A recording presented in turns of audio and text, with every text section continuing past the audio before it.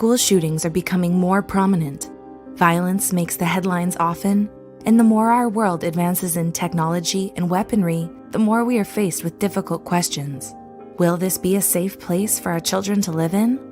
Are we taking enough measures to be proactive? And how can empathy be taught and prioritized?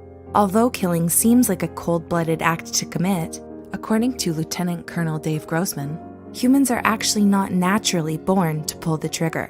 Unfortunately, film and media still have a long way to go when portraying the act of killing in an accurate manner.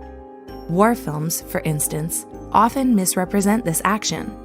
Although soldiers in training may fear dying in war, they also fear having to kill people.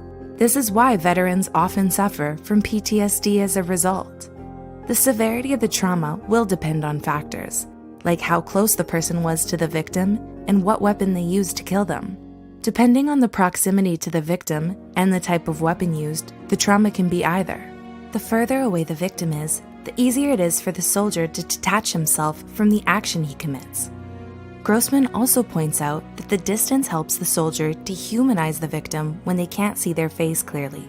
Therefore, they can replace this information with a negative picture they create in their head of the enemy.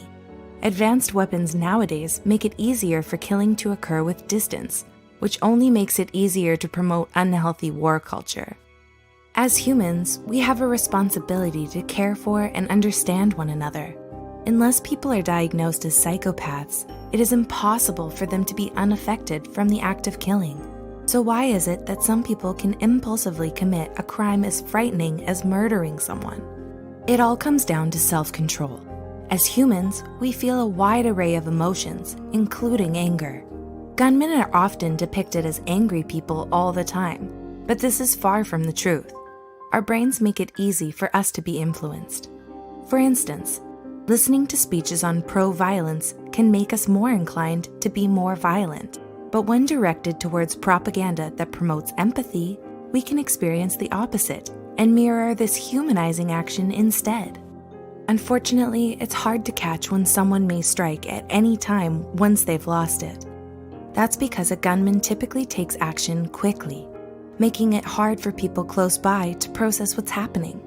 Often, the violent crime itself is a desperate act of communicating their anger and frustration. So if one wants to catch them in time before anything fatal happens, it's important to reach out and check in on them. Never underestimate the power of a calm moment, no matter how brief. It might just be enough to save someone's sanity. Speaking of calm, have you been experiencing headaches from stress or insomnia? Or do you enjoy sound therapy?